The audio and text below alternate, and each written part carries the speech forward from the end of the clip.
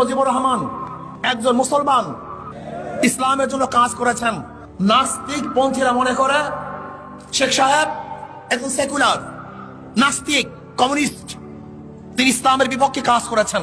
এখন কাদের দাবি সত্য, কাদের দাবি মিথ্যে, এটা প্রমাণ করতে হবে।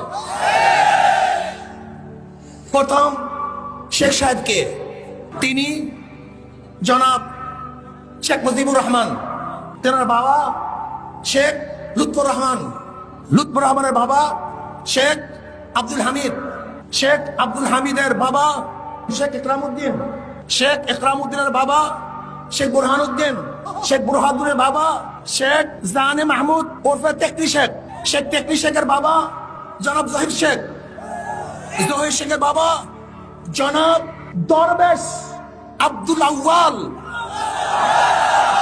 যিনি 1463 ঈসাই সালে এই বাংলাদেশে এসেছিলেন ইরাক থেকে ধর্ম প্রচার করার জন্য।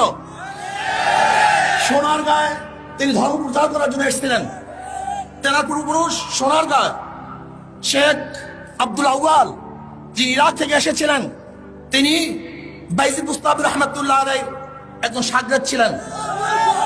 তেনারই বংশধর শেখ বুরহানুদ্দিন সাহেব, তিনি টঙ্গীপাড়ায় এই দিন প্রচার করার জন্য সেখানে অবস্থান করেন। সেখানেই তিনি দিন প্রচার করেন। আমরা কি দেখেছি, শেখ সাহেব উত্তাসুরীরা একজন ধর্ম প্রচারক ছিলেন, ইরাক থেকে এসেছেন ধর্ম প্রচার করার জন্য।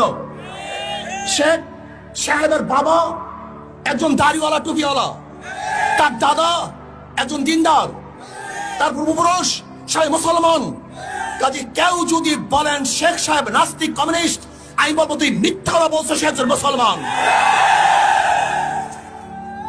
সে একজন মুসলমান। শেখ সাহেব প্রথম কেন জেলে গিয়েছিলেন আপনাকে জানেন? আমি নিয়ে এসেছি দলিল, অসমাপ্ত আত্মজীবনী শেখ মুজিবুর রহমানের। এই বইয়ের মধ্যে আপনি দেখেন শেখ সাহেব কে ছিলেন, কি করেছেন। যারা তাকে নাস্তিক বানাবার পায়তার করে দিয়েছেন, আমি বলবো তুমি নিজে নাস্তিক, কাজে তোমার চক্ষু দিয়ে অন্যকে নাস্তিক দেখো। তুমি যদি মুসলিম হও তাহলে তোমার চক্ষু দিয়ে আর মুসলিমই দেখবা।